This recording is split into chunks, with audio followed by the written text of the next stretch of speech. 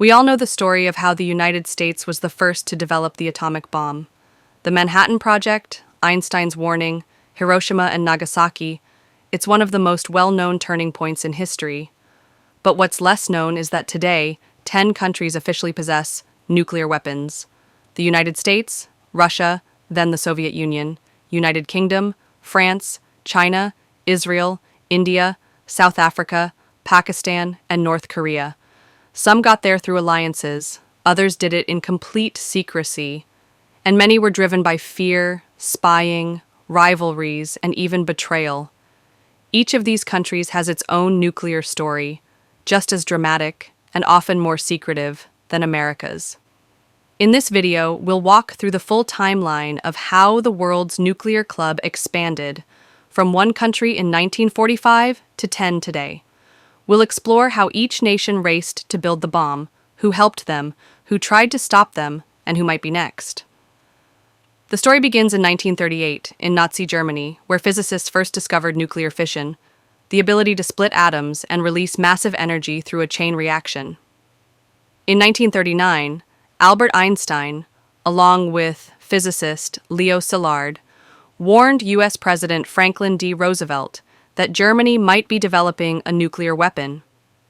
That warning set the stage for the Manhattan Project, and in 1945, the United States became the first and only country to use nuclear weapons in war.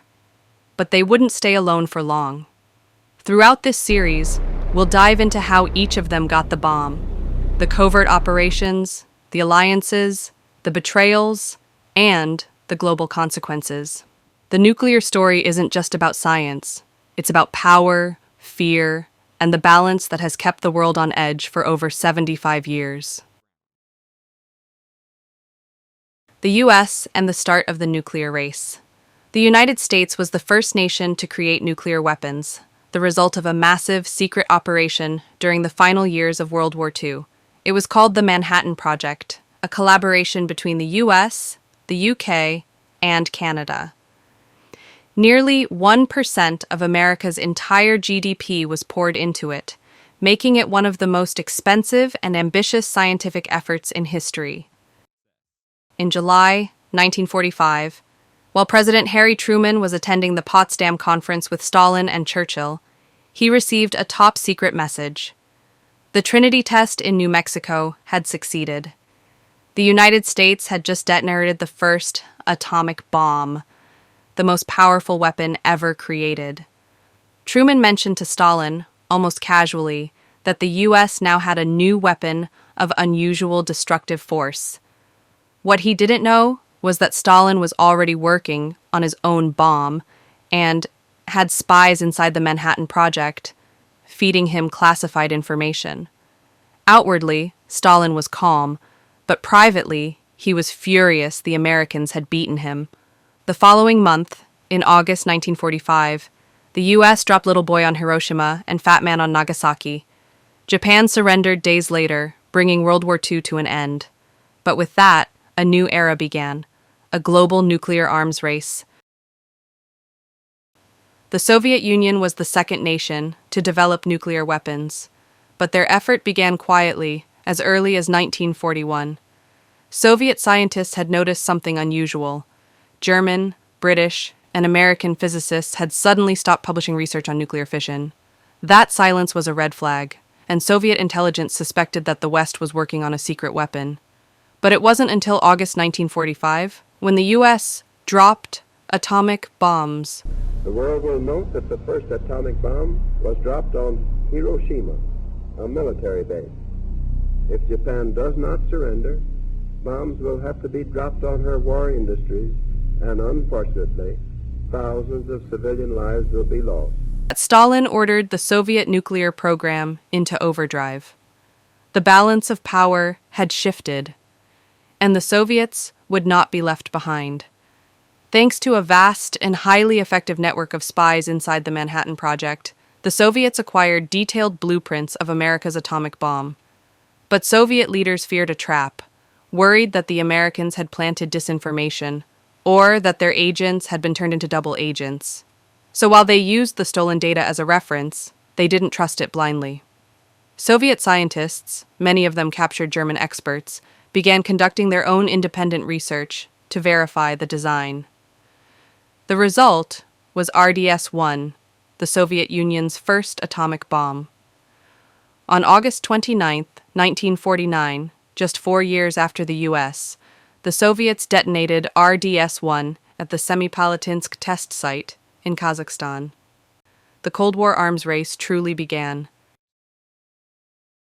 The third country to develop nuclear weapons was the United Kingdom. You might assume the United States would have helped them. After all, they were close allies who had fought side by side in both world wars. And in theory, empowering a friendly European partner would make sense. But that's not what happened. In fact, Britain had laid much of the early groundwork for nuclear weapons before the US ever began. As early as 1940, the UK launched its own program called Tube Alloys, working with top scientists, many of them refugees from Germany, Austria, and Poland, fleeing Nazi persecution. However, the strain of fighting a global war left Britain without the resources to continue. So they agreed to merge Tube Alloys with the American effort, contributing significant research to what would become the Manhattan Project. This collaboration was formalized under the Quebec Agreement, stating that the US and UK would share nuclear technology and never use it against one another. But in 1945, after successfully testing and using atomic bombs in Japan, the United States unilaterally ended the agreement. They kept the final design secret, even from Britain. Feeling betrayed, the UK quietly resumed its own nuclear program, and this time they moved fast, having already done much of the foundational work and holding access to much of the world's uranium supply through their colonial network. In 1952, the United Kingdom detonated its first atomic bomb during Operation Hurricane, conducted off the Montebello Islands, just west of Australia. Britain had officially become the world's third nuclear power, not through alliance, but by going it alone. The fourth country to develop nuclear weapons was France. Some French scientists had contributed to the Manhattan Project, and after World War II, France began its own nuclear program, but it was initially focused on energy, not weapons. They quietly collaborated with Israel, but nuclear arms weren't a priority. That changed after 1956, when France faced a major humiliation during the Suez Crisis. As the US and Soviet Union asserted their dominance, it became clear to the French leadership that they could no longer rely on others to protect their interests. They needed their own nuclear deterrent, not just for defense, but to preserve France's status as a global power. But the United States was deeply opposed to the idea of France going nuclear, even more so than they were with Britain. France had a different nuclear doctrine, one that emphasized independent use without relying on NATO. So France went ahead, almost entirely alone. President Charles de Gaulle spearheaded the program, declaring that nuclear weapons were essential for France to remain a sovereign and great nation. He also sought to reduce France's dependence on both NATO and the United States. To fuel the program, France sourced uranium from its colonies in Niger, Gabon, and Madagascar, a major strategic advantage. Despite the country still recovering from the devastation of World War II, French scientists pressed forward with urgency. In 1960, France conducted its first successful nuclear test, codenamed Gerboise Bleue, in the Sahara Desert of French-controlled Algeria. Just 8 years later, in 1968, France successfully detonated its first hydrogen bomb, becoming the world's fourth nuclear power and the third with thermonuclear capability. France had firmly established itself as a nuclear-armed state, on its own terms, with strategic independence at the core of its policy. The fifth country to join the nuclear club was the People's Republic of China, driven by a need for a deterrent against the United States and a desire to assert itself as an independent global power. In the early stages, China received substantial assistance from the Soviet Union, which saw Mao's China as a valuable communist ally. Soviet scientists and engineers helped China build its early infrastructure and provided technical data. But the partnership quickly soured. When Nikita Khrushchev began his policy of de-Stalinization and took a more conciliatory approach toward the West, Chairman Mao Zedong denounced him, accusing Khrushchev of betraying core communist ideals and being weak in the face of capitalism. The ideological rift soon turned into a geopolitical one. In response, Khrushchev abruptly cut off all Soviet assistance, pulling out advisors and halting shipments of nuclear materials. China was now on its own, but instead of slowing down, China pushed ahead, with remarkable speed and determination. This was during the chaos of the Great Leap Forward and the Cultural Revolution, yet China funneled enormous resources into its nuclear program. They also made a crucial discovery: vast uranium deposits within Chinese territory, giving them the raw material they needed to proceed without foreign dependence. On October 16, 1964, China detonated its first atomic bomb, Project 596, in the remote Lop Nur Desert, in what used to be a massive dried lakebed. But what came next shocked the world. In just 32 months, China went from a fission bomb to a hydrogen bomb, testing its first thermonuclear device in 1967. To this day, no other country has moved from atomic to hydrogen weapons that quickly. China had become not only a nuclear power, but a strategically independent one. It had joined the most elite military technological club in the world, entirely on its own terms. The sixth country to join the nuclear club is also the only one that has never officially admitted it. That country is Israel. To this day, Israel maintains a policy of strategic ambiguity, never confirming or denying the existence of its nuclear weapons. There's no formal declaration, no public tests, and no official warheads on record. But behind the secrecy, the evidence tells a very different story. Israel's nuclear journey began in the 1950s through a quiet partnership with France. Under the cover of peaceful nuclear cooperation, the French helped Israel construct a highly secretive nuclear facility in the Negev Desert near the town of Dimona. By the early 1960s, U.S. intelligence had become suspicious. President John F. Kennedy, deeply opposed to nuclear proliferation, demanded full access for American inspectors to verify that the site was strictly for energy, not weapons. But Israel resisted. They delayed inspections, allowed only carefully staged visits, and concealed underground sections of the facility, later revealed to be key parts of a weapons production program. Israel's founding Prime Minister, David Ben-Gurion, was reportedly obsessed with acquiring nuclear weapons, seeing them as essential for survival in a hostile region. The standoff with the U.S. created serious diplomatic tension, and relations were strained. That tension cooled after Kennedy's assassination. His successor, Lyndon B. Johnson, took a far less aggressive stance on the issue. From that point on, the U.S. adopted a don't ask, don't tell approach. By most estimates, Israel had completed its first nuclear weapon by 1967, just in time for the Six-Day War. But without testing or declaration, it remained speculation. That changed in 1986 when a massive leak blew the program wide open.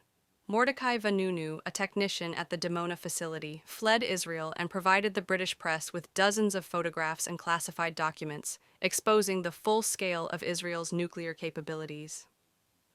Soon after, he was lured to Rome by a female Mossad agent posing as a romantic interest. He was kidnapped, drugged, and smuggled back to Israel, where he was tried behind closed doors for espionage and treason, and sentenced to 18 years in prison. The seventh country to acquire nuclear weapons was India, a nation that, like many others, viewed nuclear technology as essential for deterrence, security, and regional influence, especially in light of growing tensions with Pakistan and China. India's nuclear ambitions began as early as the 1940s, with scientific research focused on peaceful energy use. But it was the 1962 border war with China, which India lost in the high-altitude Himalayas, that served as a wake-up call. National security became a top priority, and nuclear capability was seen as a strategic necessity.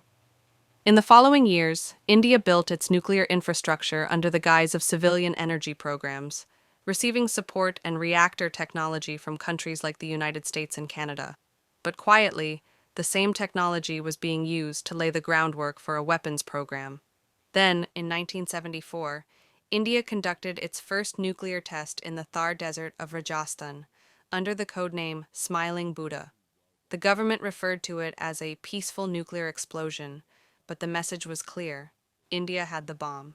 The international reaction was swift and severe. Countries condemned the test, particularly Canada, whose reactor had been used, under the assumption it was for peaceful energy only. India had also refused to sign the Nuclear Non-Proliferation Treaty, NPT, a global agreement intended to limit the spread of nuclear weapons. Despite the test, India did not immediately build deployable warheads.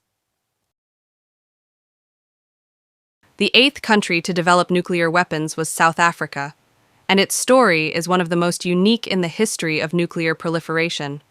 South Africa possessed some of the largest natural uranium reserves in the world, a critical ingredient for nuclear weapons.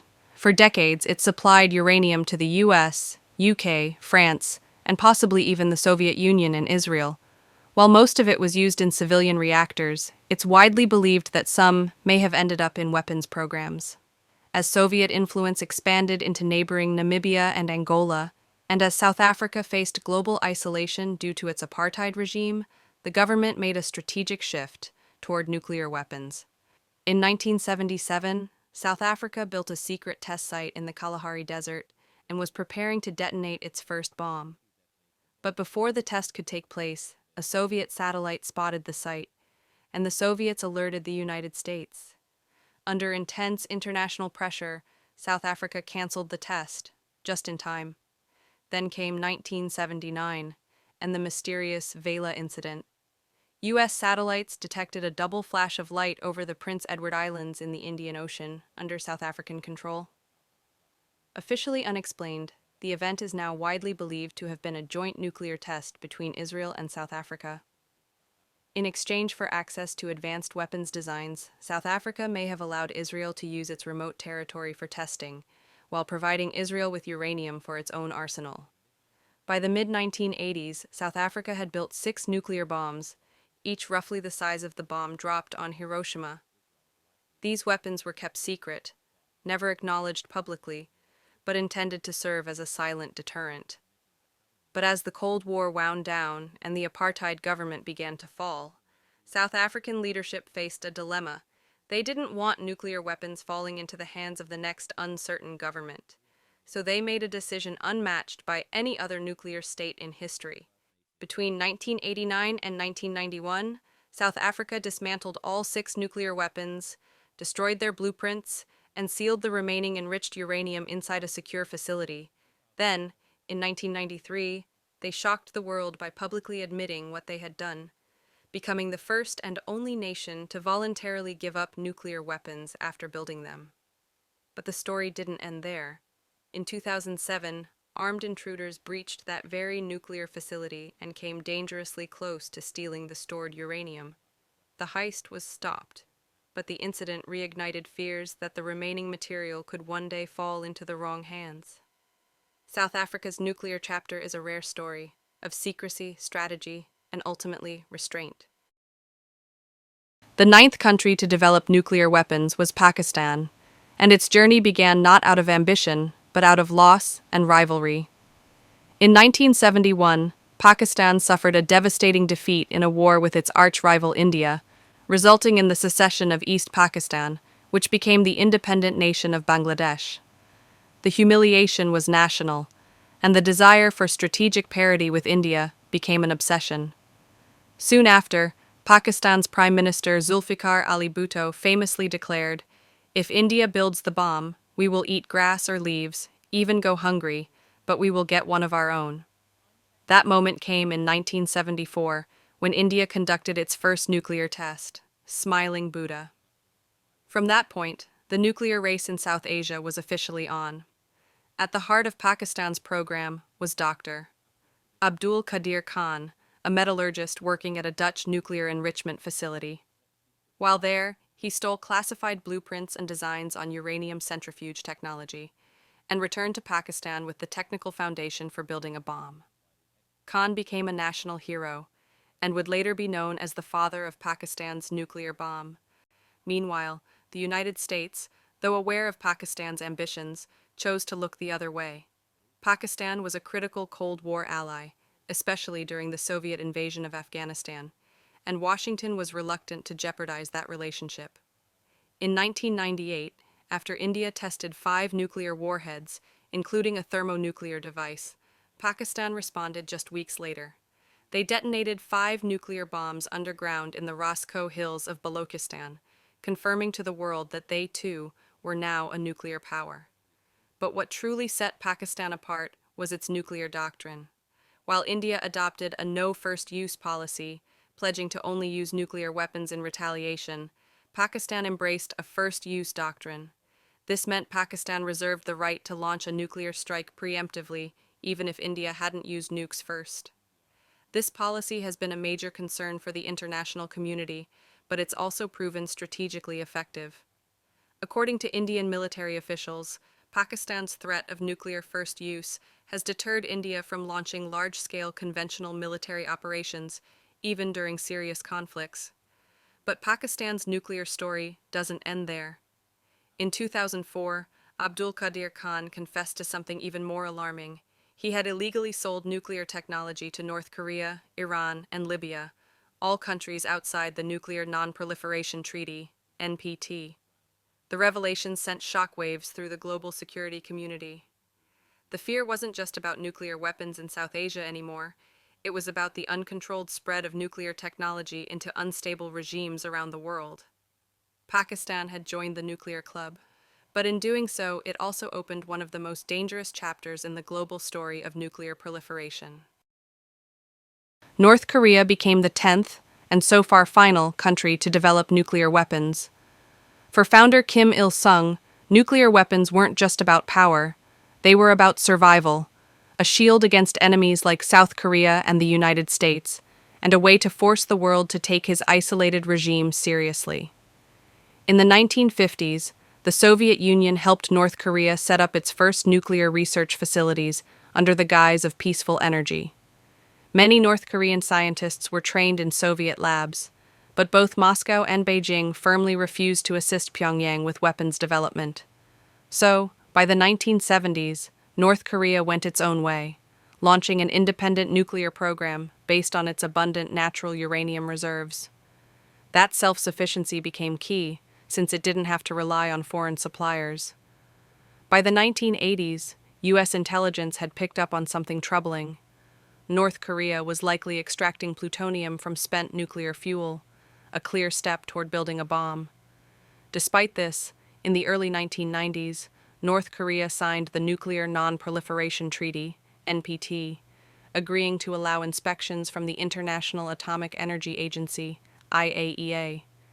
But the cooperation was a facade. Inspections were delayed, restricted, and manipulated, raising immediate concerns. In 1994, the U.S. struck a deal. In exchange for freezing its plutonium production, North Korea would receive light water reactors, which are much harder to use for bomb making.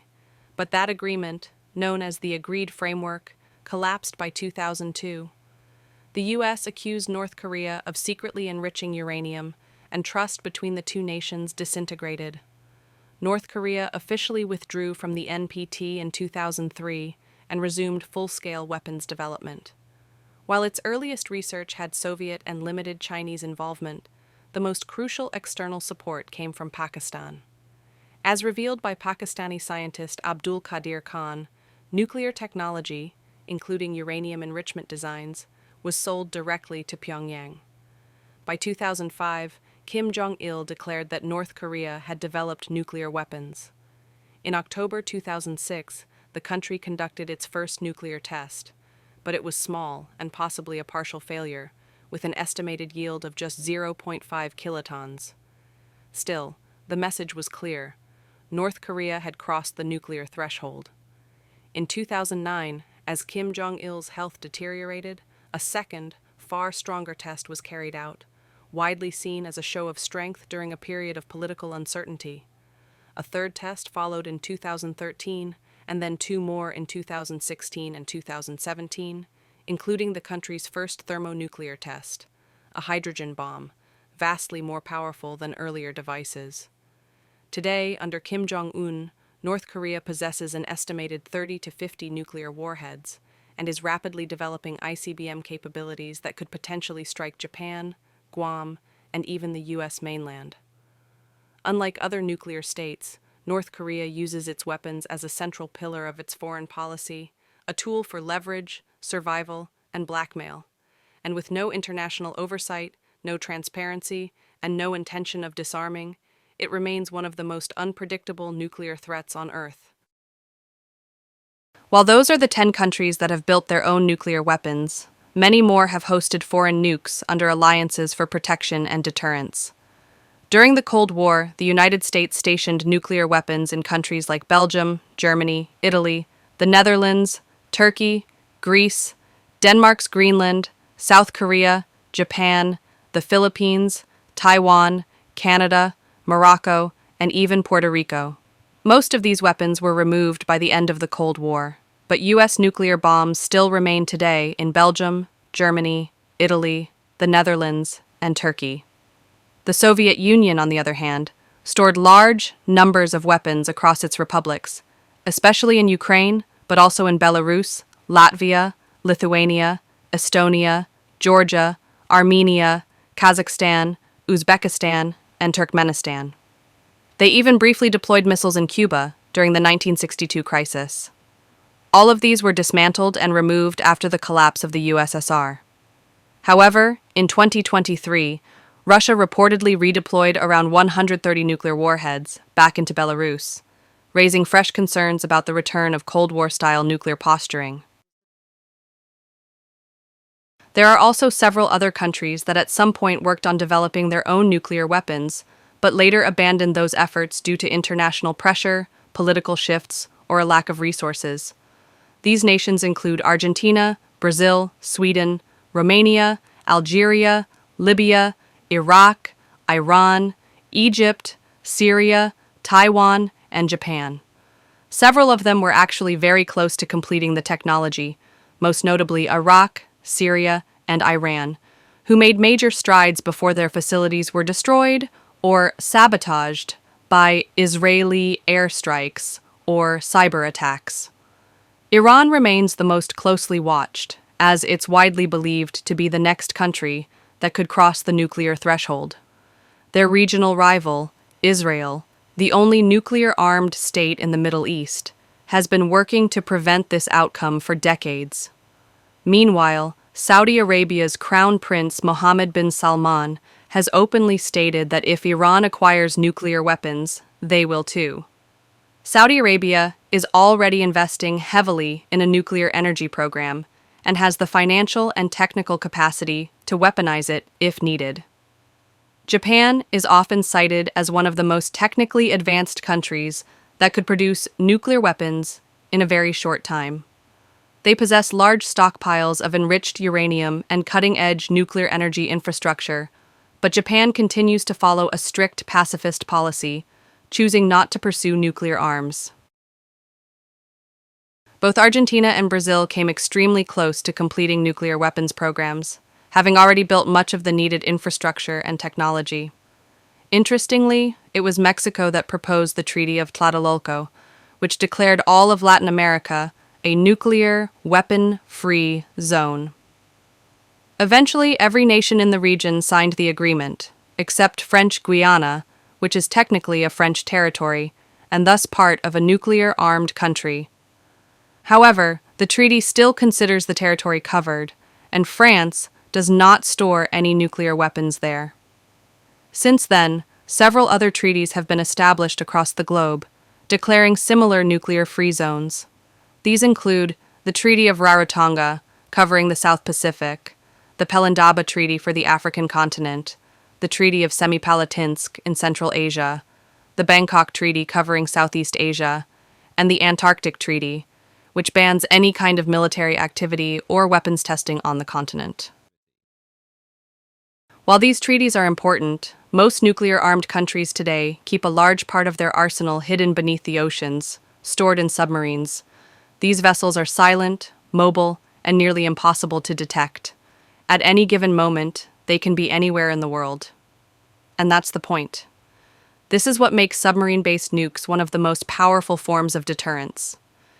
Even if a country's land-based launch sites were completely destroyed in a first strike, these submarines remain ready to strike back, guaranteeing retaliation. Building nuclear weapons is not just dangerous, it's expensive and very difficult to hide. In fact, back in 1979, a small suspected nuclear test in the Indian Ocean, hidden under heavy cloud cover, was still picked up by a U.S. satellite. Now imagine what satellites can detect today.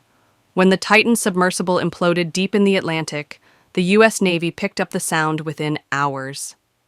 That gives you an idea of just how advanced modern surveillance really is. So while these 10 countries have officially developed nuclear weapons, running a secret program in today's world without getting caught is nearly impossible. Still, as tensions continue to rise, it may only be a matter of time before more names are added to that list. If you found this video insightful, hit like, share it with someone who should know this story, and subscribe for deep dives into global conflict, strategy, and the forces that shape our future. Until next time, stay informed, stay critical, and remember, power is never given, it's taken. Thanks for watching.